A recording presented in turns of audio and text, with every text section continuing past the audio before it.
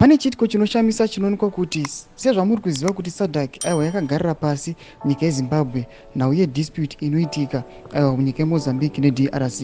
Pane mashoko anoonekwa kunzi maSADC delegates chaivo vakagarira pasi vanotadza kuziva president wemunyika yekuBotswana akahwina maelections, but vanokwanisa kuziva president wemunyika yekuMozambique akaluza maelections. Sana pena mashoko amudanyikwa panapa naadvocate Rumbidzai mairi don't bo subscribe or like or turn on the bell icon.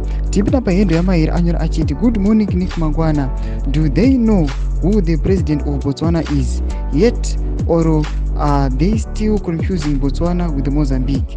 Panapa tuna kuti this delegate wamuri kuona uyo akagara apa anotora mashoko ekucongratulata Botswana sezvamuri kuona pa screen text iri kubuda chinyorwa zvaari kutaura chinyorwa pa screen. Anotaura achiti his excellence Daniel Chapo, president elect of the Republic of Botswana. Tuna kuti these guys they are really confused. These guys they are really crooked. Noda kuti avachazivi chokwadi chavo musoro vanenge vachingoziva nhau dzevanhu varingori flaut. Daniel Chapo akutaurwa kunzi ndiye ava president wekuBotswana, asi Daniel Chapo ndiwo vakomana vatiri kuona kuti ndiwo vari kuoneswa moto kuMozambique. Mashoko anobuda tobva panapa vanhu vanyatsoona kuti SADC zvayoka dei zvaimbonzi ingovhagwa zvaitwa nani hapamborina kana benefit yairi kupa. Noda kuti vakomana ava zvinatsoratidza kuti they are incompetent, vari kutadza kurepresenta their own block nemamember states. Tunze mafungiro enyu moti kudii pamusoro pechitiko ichi. Bvina comment section medu, musaona subscribe or like, pamwe chete noturn on the bell.